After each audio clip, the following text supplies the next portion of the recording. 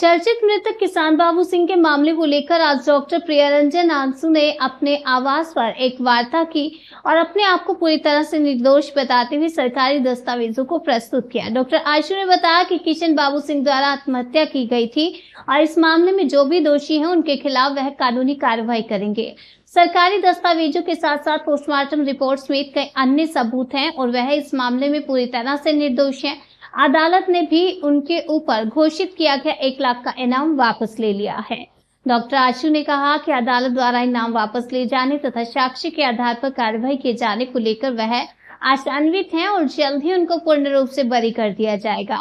मृतक किसान बाबू सिंह को लेकर डॉक्टर आशु ने पत्रकार वार्ता में कहा कि इस मामले में समाजवादी पार्टी के राष्ट्रीय अध्यक्ष अखिलेश यादव तथा पूर्व सांसद राजा रामपाल का पूरा साथ है और वह इन लोगों के खिलाफ FIR दर्ज कराएंगे तथा मुकदमा भी करेंगे। सर, एक प्रेस कॉन्फ्रेंस आपने की है, आपने कुछ एविडेंसेस सामने आप लाए हैं, फिर FSL का है, पुलिस का है, पोस्टमार्टम का है और कुछ और अधिकारी। क्या मामला है, पूरा शॉर्ट में हमें बताएं। जैसे कि आपको विदित है कि आपसे 1 वर्ष और 3 दिन पूर्व किसान बाबू सिंह का बड़ा चर्चित आत्महत्या कांड हुआ था।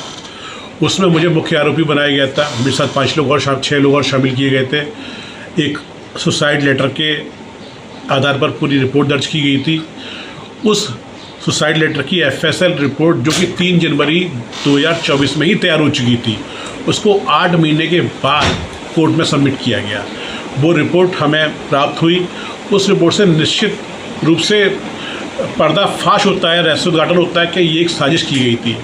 FSL रिपोर्ट से स्पष्ट हुआ कि ये सुसाइड नोट फर्जी था, कूट रचित था। 2 सिग्नेचर किए गए हैं, दोनों सिग्नेचर आपस में डिफरेंट है, अलग व्यक्तियों ने किए गए। और ये सुसाइड नोट बाबू सिंह की पत्नी बिटान के द्वारा उपलब्ध कराया गया, उनकी बेटी के द्वारा उपलब्ध कराया गया। और जो पंचनामा की दूसरी रिपोर्ट है, पंचनामा की रिपोर्ट में तमाम अनियमितताएँ हैं। 7:36 मिनट सूचना प्राप्त होती है, साथ ही से पंचनामा कर चुके थे। जो पंचनामा का पर्टिकुलर फॉर्मेट है, उस फॉर्मेट को छोड़ा गया। उसमें सबसे पहले व्यक्ति के अनुसार जो मृत्यु कारण था वो छुपाया गया। उसको भी हमने RTI एक्ट के तहत रेलवे से मांग लिया है। उसमें भी स्पष्ट है कि सुसाइड ना होकर ये अदर है। सबसे पहले इन्हीं बातों से मेरी निर्दोषता सिद्ध होती है। दूसरा बिंदु कि एक्चुअल बाबू सिंह के हत्यारे कौन हैं। तो मैं प्रारंभ से ही डे 1 से ही कहता रहा था, इस मामले में सांसद पूर्व राजा रामपाल, नरेंद्र यादव, उनका बेटा नरेंद्र यादव की पत्नी, इन्हीं लोगों ने उसकी ज़मीन को हड़पा है और आज भी ज़मीन का एक हिस्सा उनके नाम पर है। राजा रामपाल के खिलाफ मैंने आपको एविडेंसरी डॉक्यूमेंट दिए हैं जो कोर्ट से प्रमाणित हैं। जो राजा रामपाल कहते थे अखबारों में, चाहे वो प्रतिष्ठित अखबार जागरण हो, अमर उजाला हो, आई नेक्स्ट हो, संदेश भाग हो, सब में इन्होंने कहा कि मैं ना किसी बाबू सिंह को जानता हूँ, ना पूसा को जानता हूँ, ना सिकंदर को जानता हूँ। और बाबू सिंह जीवन भर उन्हीं से मुकदमेबाजी का मामला लड़ते रहे और उन्होंने झूठा बयान तस्दीक देकर ऐसे विधायक जो मैंने आपको कागज सौंपे हैं, तो इससे भी ये भी प्रमाणित हो गया कि बाबू सिंह की हत्या में राजा रामपाल का हाथ भी है।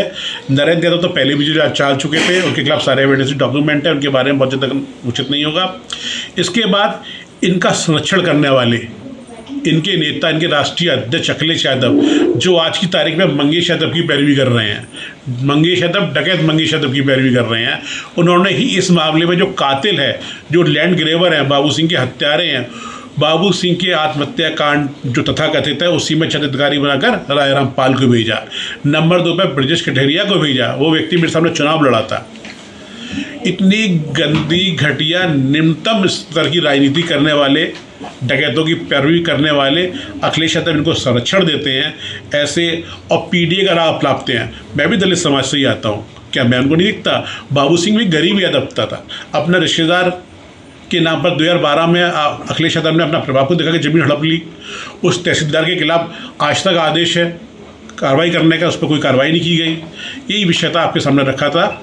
और जो कुछ भ्रष्ट पुलिसकर्मी जो अखिलेश की सत्ता के प्रति समर्पित थे उस समय भी और आज भी भारतीय जनता पार्टी के शासनकाल में अखिलेश के लिए ही काम कर रहे हैं, ऐसे लोगों का उजागर होना बहुत आवश्यक है।